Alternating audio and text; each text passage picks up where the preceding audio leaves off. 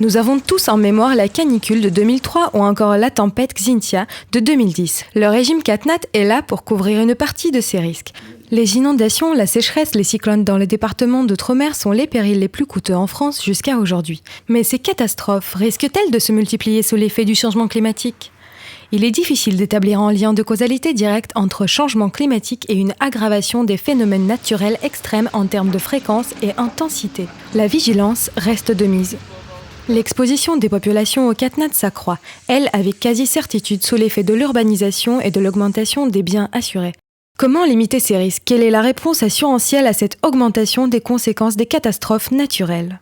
La France possède la particularité d'être dotée d'un panel de dispositifs offrant aux citoyens une couverture complète en cas de catastrophe majeure. Le régime CatNat, au cours des 30 dernières années, a été capable de couvrir tous les sinistres, y compris lors des années à forte sinistralité, comme l'année 2010 avec la tempête Xynthia, ou l'année 99 qui a connu les tempêtes Lothar et Martin, et où on a dû également prendre en charge les dommages liés aux sécheresses des années précédentes. Il faut bien voir que le régime CatNat français c'est une fusée à plusieurs étages. Il repose sur les assureurs, sur CCR et sur l'État.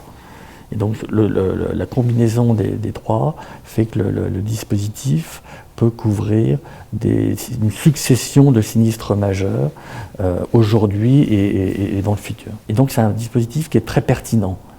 Il est très pertinent dans le cas de la France. Et il n'est pas forcément aisément transposable à l'ensemble des pays.